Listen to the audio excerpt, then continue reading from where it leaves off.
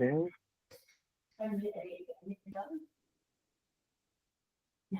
silakan Mbak.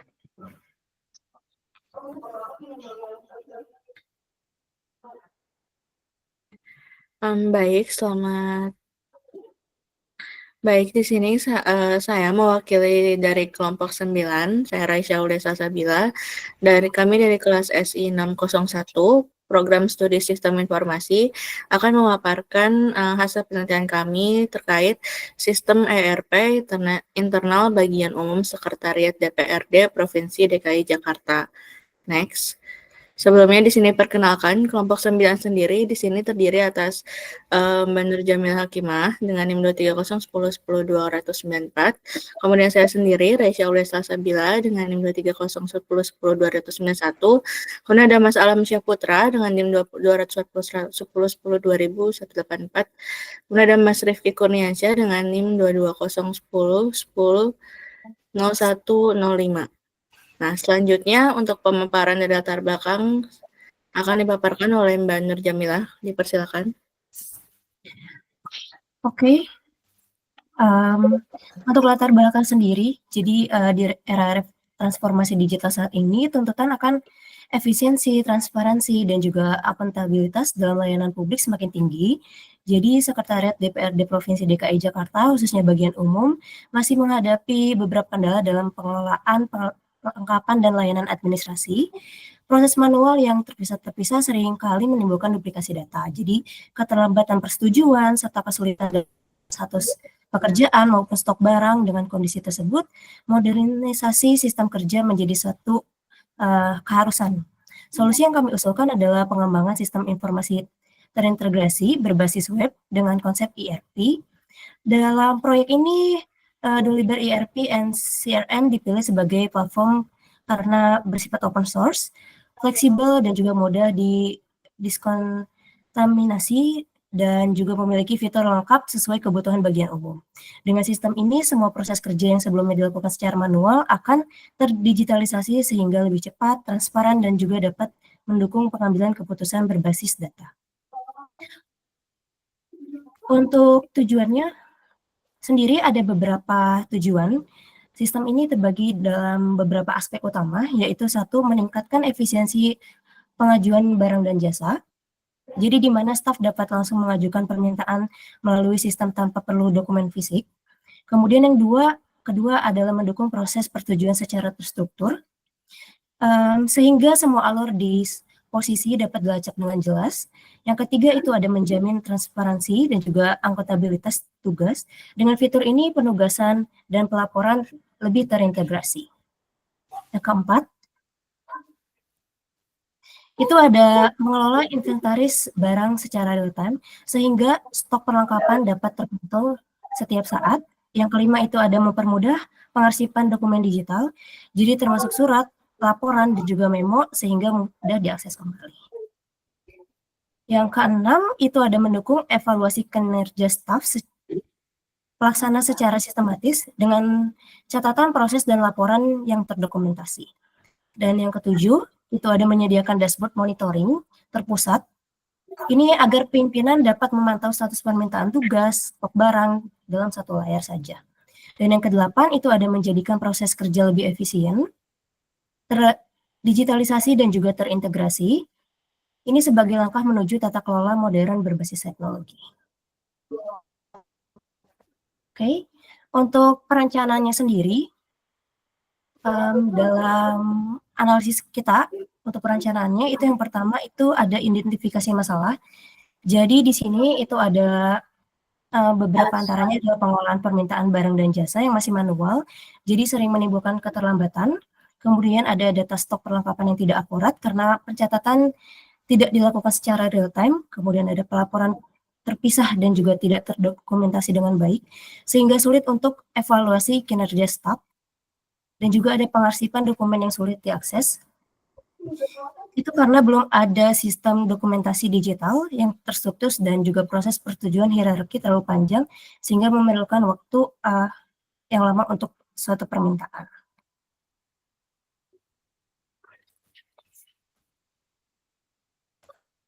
Nah, untuk tahapannya sendiri, Itu ada beberapa, jadi yang pertama itu kita ada studi kebutuhan sistem, kemudian menganalisis proses bisnis, pemetaan modul IRP, perancangan struktur data, dan juga penjadwalan implementasi. Nah, dari penjelasannya sendiri, pertama kita melakukan observasi proses kerja harian dan diskusi langsung dengan pegawai untuk memahami alur yang perlu didigitalisasi. Kemudian kita akan membuat flowchart dan juga data flow diagram untuk mengetahui aliran proses dan titik-titik krisis dalam sistem kerja. Setelah itu, kita akan menentukan modul deliver yang sesuai dengan proses bisnis, pengadaan proyek, dokumentasi, stok, evaluasi, dan juga agenda.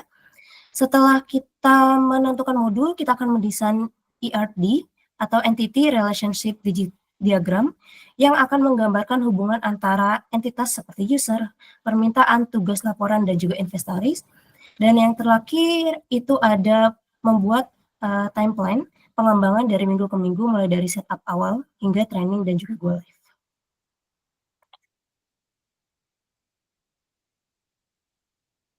Nah, hasil analisisnya itu berdasarkan COVID 2019, kita ada beberapa domain COVID yang telah ditentukan itu dan juga implementasinya dalam IRP sekretariat seperti apa. Yang pertama itu ada domain AP002 yang mana itu IRP mendukung strategis efisiensi dan juga transparansi. Kemudian AP003 yang mana itu integrasi antar subbagian dan dalam satu sistem.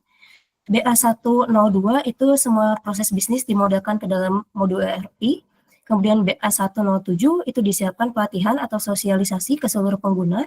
Dan juga MEA01 itu nanti tersedia laporan dan juga dashboard dari kinerjanya. Nah, output dari perencanaannya sendiri itu ada beberapa, itu ada 3. Yaitu pertama itu ada blueprint ERP, sistem perlengkapan sekretaris DPRD yang berisi ERD, kemudian DFD, diagram, kemudian struktur menu, dan juga skenario dari model penggunanya. Yang kedua itu ada dokumen rencana implementasi yang akan menjelaskan tahapan waktu seperti timeline, peran tim teknis, dan juga output tiap minggunya seperti apa. Dan yang ketiga itu ada daftar modul Dolibar yang akan diaktifkan, seperti pengguna, end group, atau proyek dan tugas, vendor atau pembelian, produk dan stok, DMS, IM, ICM, agenda, dan HRM secara opsional. Nah, yang keempat, itu ada struktur enroll dan permission, jadi disesuaikan dengan jenjang organisasinya. Jadi nanti ada PJLP, itu input laporan dan lihat tugas, TA itu tugas pelaporan, upload dokumen, PNS nanti penugasan dan approve laporan. Role untuk Kasubag itu nanti disposisi dan approval pengadaan, dan role untuk Kabag itu ada persetujuan akhir dan monitoring.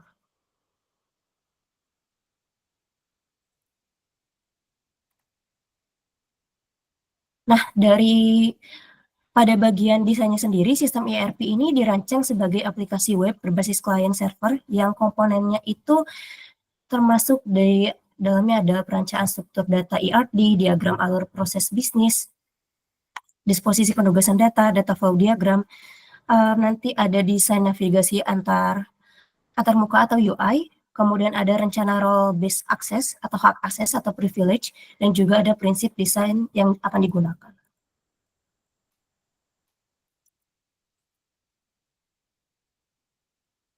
Nah, untuk arsitektur dari sistemnya ini, jadi pada bagian desain sistem, ini kita akan ada beberapa komponen, itu ada front end, itu kita akan menggunakan antarmuka Dolibar berbasis HTML, CSS, dan JavaScript. Kemudian kita juga ada back end, itu berbasis PHP native dengan framework Dolibar. Kemudian ada database MySQL, itu untuk menyimpan seluruh data permintaan, tugas laporan, dan inventaris, dan juga sistem ini dapat diakses melalui browser seperti Chrome ataupun Firefox di jaringan internet DPRD melalui VPN. Dan untuk struktur datanya, ini bisa dilanjut. Oke, untuk struktur datanya, ERD ini menggambarkan relasi antar entitas seperti user, roles-nya seperti apa, kemudian request, approval, purchase order, supplier, task, report, inventory, dokumen, event, staff, dan juga evaluation. Selain itu, oke, mungkin bisa di next. Kita juga akan merancang dari diagram alur proses bisnis, kemudian juga nanti ada data flow diagram, mulai dari level 0 dan juga level 1, yang menjelaskan alur data mulai dari pengajuan, permintaan, hingga pelaporan. Sebentar.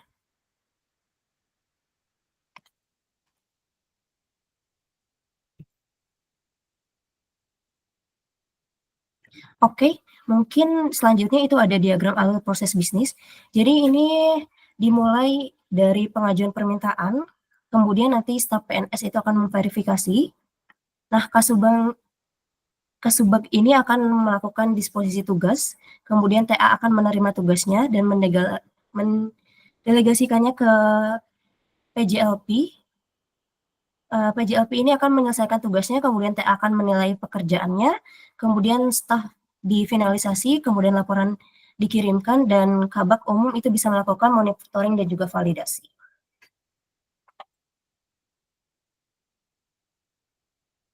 Kemudian untuk DFD level 0-nya itu atau kontek diagram itu menggambarkan gambaran umum sistem ERP internal sebagai satu proses utama yang berinteraksi dengan aktor eksternal dan juga menunjukkan alur data utama yang masuk dan keluar dari sistem. Nah, pada diagram ini itu aktor eksternal itu yang berinteraksi di dalam sistem adalah pertama itu nanti ada user internal mulai dari PJLP dan juga TA dan juga PNS. Kemudian ada vendor atau penyedia barang dan jasa. Kemudian ada sistem keuangan DPRD. Nah, dari sistem ERP internal ini menerima input berupa permintaan, tadi ajukan permintaan, kemudian laporan pekerjaan, dan data pengadaan, lalu menghasilkan output seperti laporan pekerjaan, kegiatan, status tugas, disposisi kepemimpinan, data, dan sistem keuangan. Oke. Next-nya itu untuk DFD level 1, itu merupakan penguraian dari DFD level 0 atau kontek diagram menjadi beberapa subproses utama yang lebih detail lagi. Diagram ini juga menjelaskan bagaimana data mengalir antar pengguna, proses-proses utamanya dalam sistem ERP-nya seperti apa, dan data store internalnya.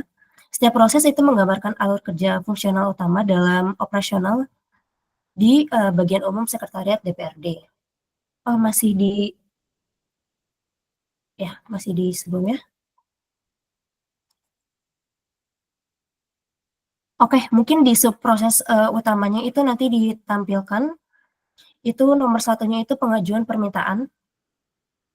Di proses di mana PJLP itu mengisi dan mengirimkan formulir permintaan barang atau jasa, dan sistem menyimpan data permintaan untuk diproses lebih lanjut. Kemudian itu nomor 2 sendiri, itu ada persetujuan dan disposisi. Jadi PNS atau pejabat terkait seperti Kasubag atau Kabak, itu memverifikasi dan juga menyetujui permintaan, dan jika disetujui, sistem meneruskan disposisi ke proses penugasan atau ke vendor. Yang nomor 3, itu ada penugasan tugas. Nah, berdasarkan disposisi, sistem mendistribusikan tugas kepada TA atau PJLP yang relevan dan mencatatnya dalam database tugas. Kemudian yang 4, itu ada pelaksana tugas. Jadi PJLP atau TA akan melaksanakan tugas yang diberikan, laporan pekerjaan disusun dan juga dikirim kembali ke sistem untuk diverifikasi oleh PNS. Kemudian itu nomor 5 ada pengelolaan inventaris, dan nantinya barang yang diminta akan diproses oleh admin gudang. Sistem akan mencatat barang keluar atau masuk dan memperbarui data inventaris. Dan yang keenam itu ada evaluasi dan juga laporan. Jadi sistem akan menghasilkan laporan kegiatan dan juga evaluasi kerja berdasarkan data tugas dan laporan yang masuk serta menyajikannya ke dalam dashboard pemimpin. Oke.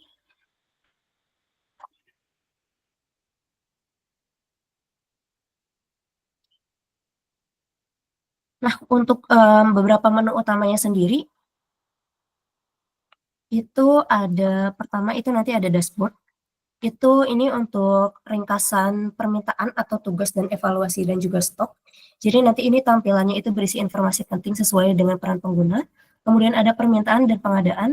Ini digunakan untuk ajuan permintaan atau riwayat permintaan, dan modul keterangannya itu modul untuk input seperti barang atau jasa dan juga tindak lanjut dari ke pengadaan. Kemudian ada disposisi dan penugasan. Ini lebih ke arah daftar untuk permintaan masuk, verifikasi, disposisi, atau penugasan tugas, dan yang digunakan untuk kasubag atau kabag untuk menyetujui dan mendisposisi permintaan. Ada tugas laporan, ada manajemen stok, ada arsip and dokumen, kemudian ada agenda kegiatan. Ini lebih ke nanti bisa ada tambah jadwal, lihat kalender, ataupun notifikasi seperti rapat atau deadline yang akan menampilkan jadwal kegiatan internal seperti tadi ya, rapat, deadline tugas, dan lain-lain. Kemudian ada evaluasi SDM. Jadi ini tujuannya untuk menilai kinerja staf berdasarkan laporan kerja dan juga proses tugas. Dan yang terakhir itu ada pengguna atau akses. Nah, jadi ini nanti admin bisa mengatur hak akses atau privilege untuk mengelola user sesuai dengan jenjang organisasinya seperti apa. Nah, mungkin tadi melanjutkan dari flow yang tadi, itu ada nomor 1, D1, D2, D3, D4, sampai D6, itu datanya adalah ada tabel permintaan terkait subproses dari poin 1 sampai poin 2 yang itu merupakan menyimpan semua permintaan barang dan jasa, kemudian tabel disposisi, itu subprosesnya dari 2 sampai 3, itu akan menyimpan keputusan persetujuan dan juga penugasan staf, kemudian ada tabel tugas nantinya, itu terkait subproses dari 3 sampai 4, yang mana itu ada daftar tugas yang harus diselesaikan staf, kemudian tabel laporan. 4 sampai 6 itu menyimpan laporan dari PJLP dan juga TA setelah sesuai tugasnya selesai, kemudian tabel inventaris yaitu di poin subproses 5 yang akan menyimpan data ATK dan juga peralatan kantor, dan juga terakhir ada tabel evaluasi di subproses 6 yaitu menyimpan skor evaluasi kerja dan juga historis progres staff. Mungkin bisa dilanjutkan oleh Mas Alam.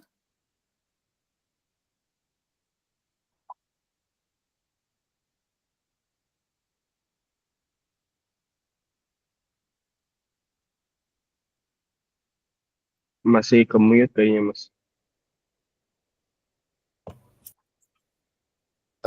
Ya, terima kasih Mbak Nur Jamilah atas kesempatannya. Baiklah, nama saya Alam Saputra, akan melanjutkan pembahasan mengenai sistem ERP. Selanjutnya adalah rencana role based access atau hak akses yang di mana di sini terdapat 4 poin penting. Yang pertama itu menjamin keamanan data, lalu mencegah akses tidak sah ke informasi sensitif.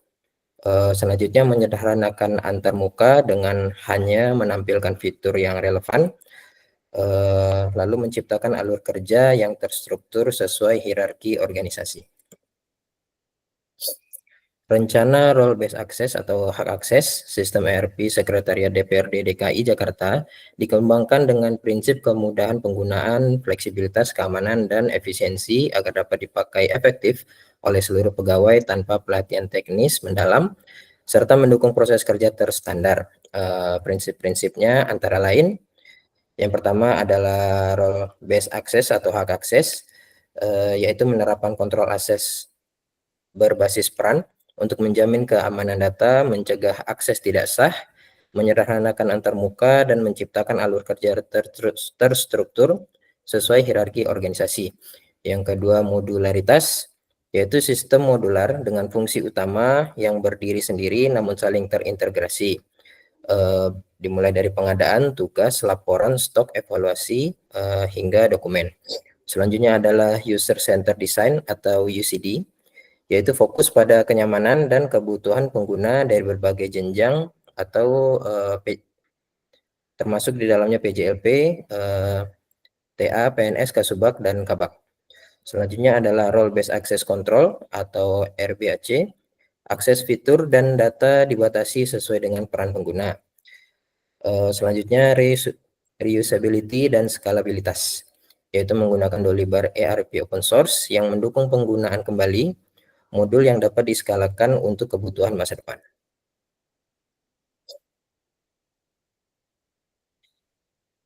Sistem ERP ini memiliki, selanjutnya topik yang dibahas adalah data terstruktur dan terdokumentasi, yaitu setiap entitas seperti permintaan, tugas, stok, laporan, dan dokumen memiliki struktur dan dokumentasi standar. Lalu notifikasi dan workflow otomatis adalah sistem mengadopsi workflow otomatis dan pengingat agar alur kerja berjalan lancar tanpa hambatan. Selanjutnya auditability dan transparansi. Semua aksi pengguna dicatat dalam log sistem atau audit trail untuk transparansi dan kontrol. Selanjutnya keterbukaan dan interoperabilitas adalah sistem open source tanpa vendor login, mendukung ekspor data baik itu CSV, Excel atau PDF, dan bisa diintegrasikan dengan sistem eksternal. Lalu selanjutnya responsif dan web-based interface. Akses sistem melalui browser tanpa instalasi khusus dengan termuka responsif untuk berbagai perangkat. Lalu ada backup dan keamanan data. Data di backup secara periodik, kontrol akses ketat, dan penyimpanan dokumen di direktori terpisah dengan pengamanan. Implementasi sistem ERP perlengkapan meliputi tujuan implementasi, persiapan implementasi, proses implementasi, kendala implementasi, hasil implementasi, dan rencana pengembangan lanjutan. Tujuan implementasi, hasil A, menerapkan sistem ERP berbasis Dolibar sesuai kebutuhan bagian umum Sekretariat DPRD Provinsi DKI Jakarta. Hasil B, menguji fungsionalitas sistem secara langsung oleh pengguna di lingkungan kerja nyata. Lalu hasil C, menyediakan sistem yang dapat mendukung pengelolaan permintaan, perlengkapan, tugas pekerjaan, inventarisasi barang, evaluasi staf, hingga dokumentasi arsip secara terpusat dan terintegrasi. Selanjutnya, mengenai persiapan implementasi, ada beberapa kegiatan, diantaranya instalasi Dolibar di share hosting, sistem diunggah dan dikonfigurasi pada layanan share hosting cPanel dengan menggunakan domain khusus. Yang kedua, setup database. MySQL database disiapkan dengan struktur tabel sesuai modul yang dibutuhkan. Selanjutnya, pengaktifan modul utama seperti user, project, purchase, stock, HRM, dan agenda diaktifkan. Selanjutnya, pengaturan role dan permission. Pengguna diklasifikasi sesuai struktur organisasi, baik itu PJLP, TA, PNS, Kasubag, Kabag, maupun admin. Lalu ada penyesuaian bahasa dan tampilan. Adalah sistem dikonfigurasi menggunakan bahasa Indonesia dan menampilkan logo instansi. Berikut adalah sekilas tampilan dari instalasi Dolibar melalui Softaculous Apps Installer.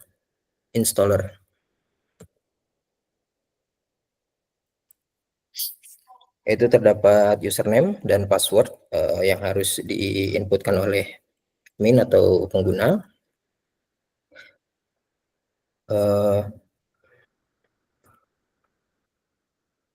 Selanjutnya cari dan pilih menu Softaculous Apps Installer pada bagian software.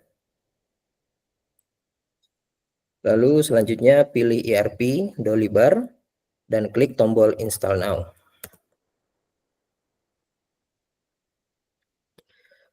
Lalu kemudian akan muncul halaman untuk mengatur instalasi CMS. Di sini ada beberapa bagian untuk mengatur instalasinya, yaitu software setup, admin account, pilih bahasa atau choose language, advanced option, isi bagian-bagian yang instalasi sebagai berikut. Choose installation URL. Pilih protokol yang diinginkan pada kolom choose protokol. Disarankan pilih protokol HTTPSS. Pilih nama, domain maupun subdomain yang ingin diinstal pada kolom choose domain. Memakai subdomain https:// erp.asr.digital.com. lalu memasukkan nama file directory dari data website Anda pada kolom in directory. Selanjutnya adalah tampilan admin account, yaitu terdapat tampilan untuk input username maupun passwordnya.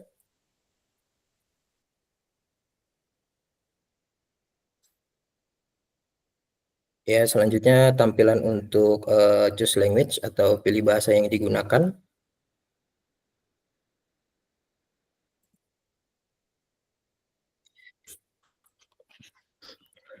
Berikut beberapa penjelasan mengenai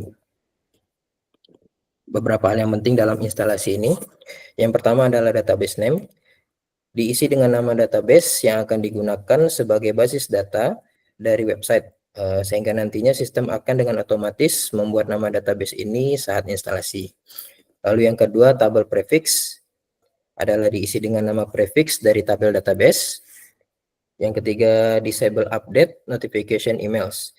Jika dicentang, maka akan menerima email pemberitahuan setiap kali ada update versi terbaru. Yang keempat ada backup location. Pilih lokasi backup pada data website. Kelima, automated backups. Pilih periode backup yang diinginkan. 6, backup rotation. Adalah pilih jumlah proses backup yang diinginkan selama satu periode. 7, pada bagian advanced option disarankan menggunakan settingan default dari sistem. Jadi tidak perlu mengisi secara manual pada bagian ini.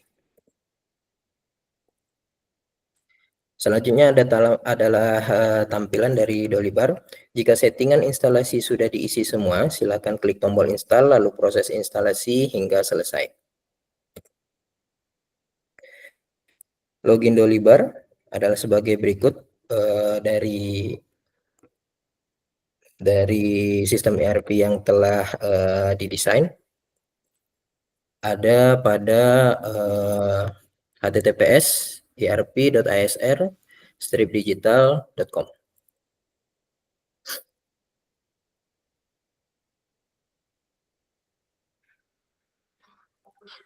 Ya, selanjutnya pembuatan role dan user, dibuat grup pengguna untuk masing-masing jenjang strukturalnya. Lalu selanjutnya setiap user diberikan akun login dengan hak akses spesifik menggunakan fitur role based access control. Tampilannya adalah sebagai berikut.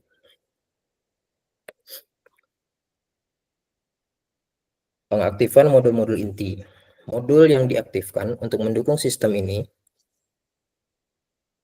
yaitu ada user, group, yang adalah sebagai manajemen pengguna, project atau task adalah sebagai penugasan dan pelaporan pekerjaan, purchase order sebagai proses permintaan barang, produk atau stok sebagai inventarisasi perlengkapan kantor, HRM atau Human Resource Management adalah evaluasi dan monitoring staff, baik TA atau PJLP.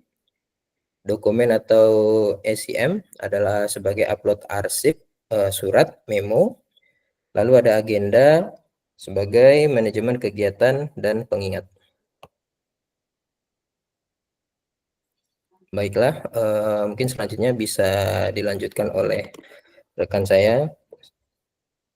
Kepada Mas Rifki, kami persilakan.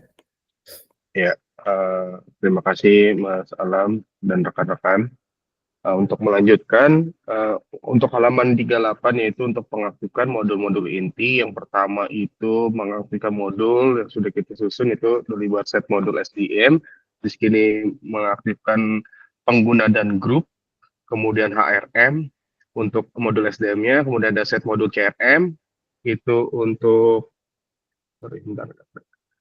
pihak ketiga CRM-nya yaitu vendor. Ya, pihak ketiga. Kemudian untuk set modul VRM itu modul vendor. Kemudian lanjut modul manajemen produk, yaitu ada produk dan stok, produk dan stok. Kemudian ada modul proyek dan ECM atau apa sih itu? Kelihatan proyek atau penugasan ya, proyek atau tugas dan agenda, kemudian modul DMS dan SCM. Selanjutnya itu ada modul untuk modul pendukungnya itu ada modul editor YSIM YG, kemudian di sini ada kategori ada mata uang atau kurs, kemudian ada import data dan export data untuk memudahkan. Ya, untuk selanjutnya adalah simulasi proses dan uji coba awal. Sistem diuji coba dengan menjalankan proses lengkap, satu permintaan barang, disposisi, penugasan, dan laporan tugas. Mungkin di sini untuk simulasinya tidak semua fitur, ini hanya beberapa fitur dengan uji coba yang telah terjadi, yang studi kasus dari Sekretariat DPRD, di mana PJLP mengajukan permintaan barang ke Kasubag Perlengkapan untuk uh, membuat pengajuan arahan dari anggota dewan, yaitu untuk meminta barang berupa dispenser ruangan. Kemudian di sini setelah PJLP mengajukan permintaan, kemudian admin men-set dulu proyek atau lead yang akan dijadikan indeks tugas. Jadi admin itu dia harus bikin set tugas dulu, bikin proyek tugasnya yang akan dibuat, yaitu proyek harian, itu membuat proyek tugas harian di mana PJLP ataupun TA-TA dari beberapa bagian itu akan membuat laporan harian di dalam setiap harinya, seperti itu di proyek tugasnya. Oke, kemudian di sini dalam proyek ini men-set kontak-kontak siapa aja, men-set proyek tersebut akan dipimpin atau di-set pimpinan atau penyumbang, yaitu mengalihkan konsolidasi ke beberapa staf atau TA. Kemudian di sini ada dolibar set, subtugas, dan disposisi, di mana membuat subtugas role kepala bagian umum, kepala subbagian perlengkapan mengambil dari permintaan proyek PJ 2507001, ya ini proyek yang tadi dibuat. Kemudian tugas utama yaitu TK 2507001 menjadi tugas baru yang akan disposisikan ke kepala subbagian perlengkapan, yaitu TK 2507002. Jadi di mana tadi yang untuk tugas 001 yang permintaan dari PJLP untuk meminta dispenser, ini divalidasi oleh Kabak langsung, yaitu kepala bagian umum, dan menugaskan ke kepala subbagian, yaitu di TK 2507002, tugasnya yaitu untuk koordinasi terkait barang tersedia atau tidak, seperti itu. Kemudian di sini dashboard kepala subbagian, di sini ada tertera, yaitu dashboardnya ada tugasnya. Pada dashboard kepala subbagian terlihat list tugas terbuka yang telah didisposisikan ke subbag perlengkapan serta persentase penyelesaian. Jadi di mana tugas yang diberikan kepala bagian umum itu akan tertera di dashboard subbagian perlengkapan, kepala subbagian perlengkapan. Kemudian setelah itu pembuatan subtugas baru, di mana kepala subbagian perlengkapan membuat subtugas baru berdasarkan tugas TK 2507002 yang didisposisikan untuk memberikan tugas ke pengurus barang untuk pengecekan barang yang dispenser yang tersedia. Jadi dari tugas yang diberikan kepala bagian ke kepala subbagian, kemudian kepala subbagian itu memberikan tugas lagi kepada pengurus barang untuk mengecek apakah dispenser ini tersedia pada gudang, seperti itu. Lanjut, untuk simulasi proses dan uji coba awalnya itu menyelesaikan tugas yang diberikan.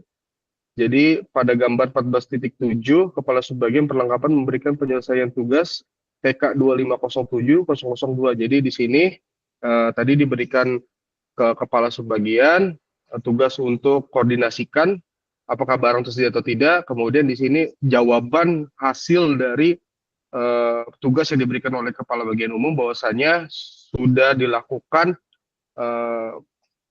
pengecekan barang, yaitu untuk melakukan pengecekan barang kepada pengurus barang untuk penyelesaian di tugas 002, dan ditindaklanjut dan dibuatkan subtugas pengecekan barang ke pengurus barang TK 2507003. Nah, kemudian pengurus barang membuat subtugas baru berdasarkan tugas TK 25003 yang didisposikan memberikan tugas ke staf pengadaan untuk pengadaan barang dispenser yang tersedia. Dikarenakan barang yang di gudang itu tidak tersedia, maka pengurus barang menugaskan untuk tim pengadaan untuk mengadakan dispenser baru seperti itu. Di tugas berdasarkan tugas 003 yang didisposikan ke pengurus barang untuk membuat tugas baru yaitu tugas 004. Nah, penyelesaian tugas 003 ini dilakukan oleh pengurus barang untuk melaporkan terkait akan pengecekan barang, itu barang itu tidak ada, maka sudah ditugaskan ke staf pengadaan untuk melakukan pembelian barang seperti itu untuk tugas 003. Kemudian untuk tugas 003, sorry. Nah, telah membuat tugas baru untuk meminta pengadaan ke staf pengadaan dengan nomor tugas 004. Nah, penyelesaian tugas 004 pada staf pengadaan perlengkapan tahap selanjutnya staf pengadaan melakukan pengadaan barang terkait dan membuat tugas untuk penerimaan barang yang sudah dibeli. Oke, mungkin ini ada sedikit rancu ya. Ini harusnya masih di belakang. Ini harusnya kita beli barang dulu setelah dapat tugas 003, maka tim pengadaan itu memesan barang ke vendor PT Sedayu Widya Tama. Dispenser sebanyak 5 unit akan dikirimkan ke vendor. Kemudian di sini melakukan validasi, tugas melakukan penerimaan pengadaan, pengurus barang. Nah, di sini baru setelah semua sudah dibeli, nah kemudian tim pengadaan memberikan tugas kepada pengurus barang untuk penerimaan barang. Nah, kemudian tugas pengurus barang penerimaan barang diterima oleh pengurus barang, kemudian konfirmasi tugas penerimaan barang telah selesai dan akan memberikan tugas penyaluran barang. Jadi di sini pengurus barang membuat penyelesaian tugas, yaitu bahwasanya tugas 005 untuk penerimaan barang itu sudah diterima dan akan menyerahkan barang ke PJLP fraksi PDIP lantai 8, contohnya seperti itu. Bahwa di sini ada permohonan tugas penyaluran. Nah, pengurus barang memberikan permohonan tugas penyaluran persetujuan kepada kepala subbagian perlengkapan untuk menyalurkan barang dispenser ke lokasi. Kemudian kepala subbagian mengaprove penyaluran barang. Kemudian pada gambar di atas, kepala subbagian perlengkapan menyampaikan laporan penyelesaian tugas utama permintaan dispenser fraksi lantai 8 fraksi PDI untuk penerapan disesuaikan dengan alur kerja aktual yang selama ini dilakukan secara manual. Jadi di mana setelah semua proses itu selesai, bahwasanya masalah untuk terkait permintaan barang dari anggota dewan yaitu fraksi PDIP itu sudah terselesaikan, di mana proses-proses tersebut itu adalah langkah-langkah dari langkah-langkah dari penugasan dari setiap bagian atau setiap stakeholder, kemudian pembelian barang dan penyaluran barang. Nah, mungkin ini adalah simulasi proses alur kerjanya di sini, di mana ada ini ada permintaan dari dewan terkait, penugasannya. Nah, ini 100% pengecekan ketersediaan barang, 100% TK004 itu permintaan pengadaan ke staf pengadaan. Kemudian di sini permohonan penyaluran barang itu untuk ke Kasubag perlengkapan untuk menyetujui. Seperti itu, mungkin untuk implementasi dan uji cobanya sampai dengan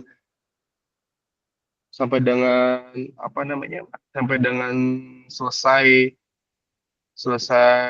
tugas itu mengambil alur kerja secara real time yang ada kendala pada sekretariat DPRD dan yang lain-lainnya belum dimasukin karena memang terlalu banyak kalau seandainya kita simulasikan. Mungkin itu aja. Selanjutnya bisa dilanjutkan oleh Mbak Raisa. Terima kasih. Baik, terima kasih Mas Refli. Selanjutnya di sini ada kendala terkait implementasi, apa saja yang kami hadapi selama implementasinya. Yang pertama, beberapa staf itu belum familiar dengan sistem, di mana solusinya sendiri untuk permasalahan tersebut adalah desain UI, itu kami coba sederhanakan dan hanya fitur utama yang ditampilkan sesuai peran. Kemudian untuk kendala kedua, terhadap hostingnya sendiri memiliki batas sumber daya RAM atau CPU, sehingga kami melakukan optimasi modul aktif dan penggunaan gambar atau logo dengan ukuran yang ringan untuk mengatasi kendala tersebut. Kemudian di poin ketiga itu terkait struktur approval yang terlalu hierarkis juga.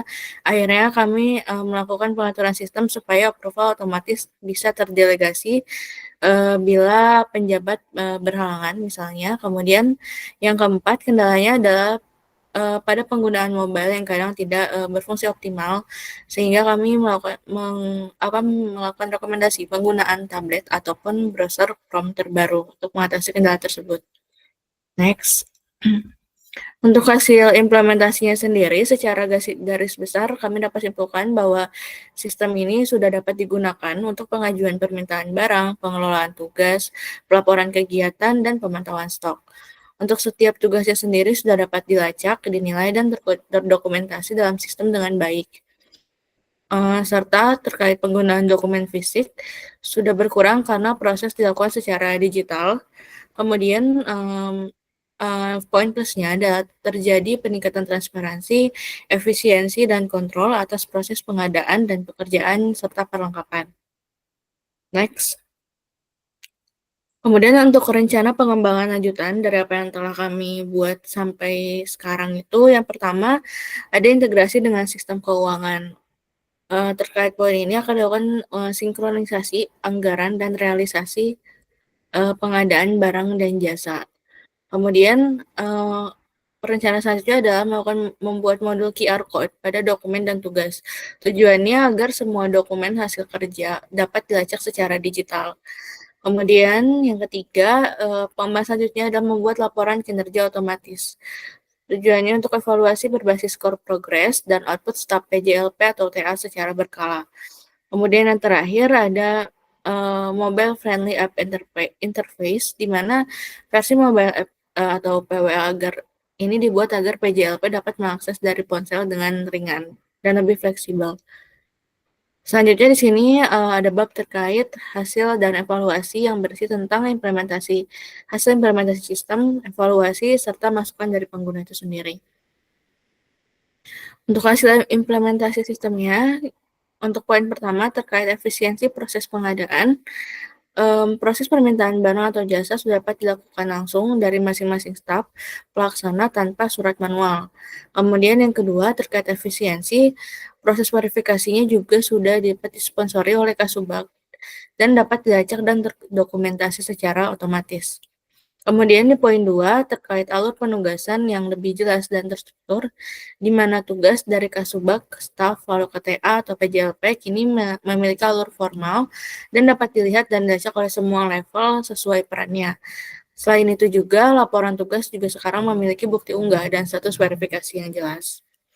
Next, untuk poin ketiga, monitoring pekerjaan menjadi lebih mudah, di mana di sini kepala bagian dan Kasubag dapat melihat progres pekerjaan dari dashboard, juga data saat ini lebih terpusat sehingga membantu pengambilan keputusan dengan cepat.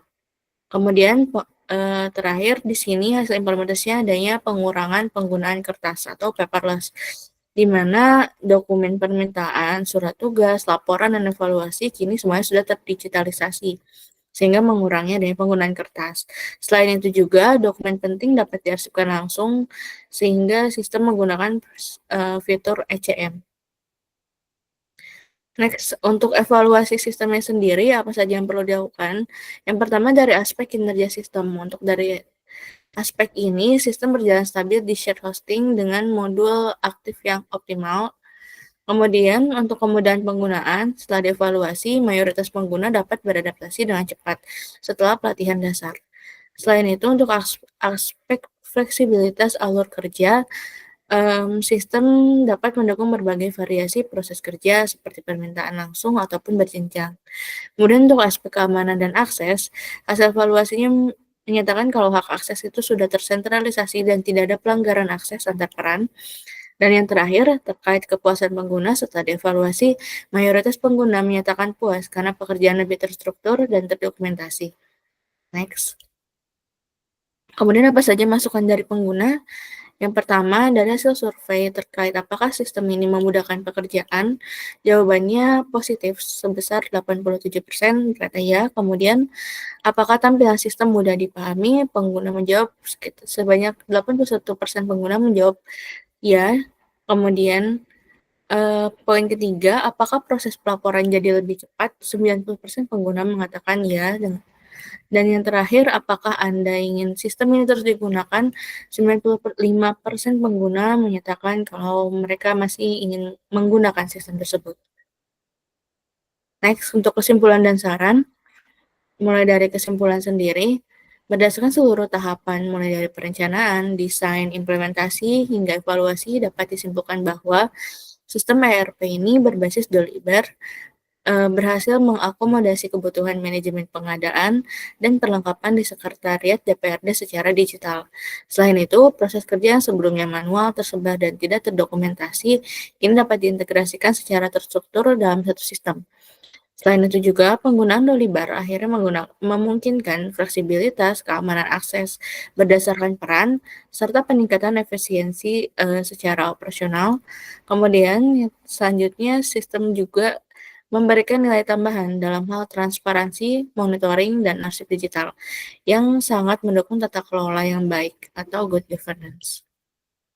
Next, untuk saran ke depannya agar sistem ERP ini terus optimal dan berkelanjutan, berikut ada beberapa saran yang perlu diterapkan. Yang pertama itu perlu adanya peningkatan fitur mobile friendly, di mana ini bertujuan agar TA atau PJLP lebih mudah mengakses sistem melalui perangkat seluler saat berada di lapangan. Kemudian yang kedua, integrasi dengan sistem keuangan. Disarankan untuk menghubungkan pengadaan dan stok dengan realisasi anggaran untuk mempermudah laporan keuangan internal. Yang terakhir, perlu adanya pelatihan berkala untuk menyelenggarakan pelatihan lanjutan agar staf lebih terbiasa dan mampu memanfaatkan seluruh fitur dari sistem tersebut dengan baik. Kemudian, selanjutnya, pada aspek monitoring dan audit berkala, disarankan untuk evaluasi secara berkala terhadap sistem, juga melakukan perbaikan modul ataupun modifikasi jika diperlukan sesuai perkembangan kebutuhan organisasi. Dan yang terakhir, perlu adanya dokumentasi dan manual yang lengkap, di mana perlu dibuat buku panduan digital yang lengkap yang bisa menjelaskan terkait seluruh fitur termasuk SOP penggunanya per role. Next, berikut ini adalah referensi dari sumber penelitian. Ada beberapa. Ini juga masih sama referensi dari sumber penelitian yang sudah kami gunakan. Ini yang terakhir dan sekian yang bisa kelompok 9 sampaikan. Terima kasih atas perhatiannya. Semoga penelitian ini bisa bermanfaat buat rekan-rekan sekalian. Selamat malam, terima kasih. Terima kasih, Mbak Raisa. Salam, Mbak Nur.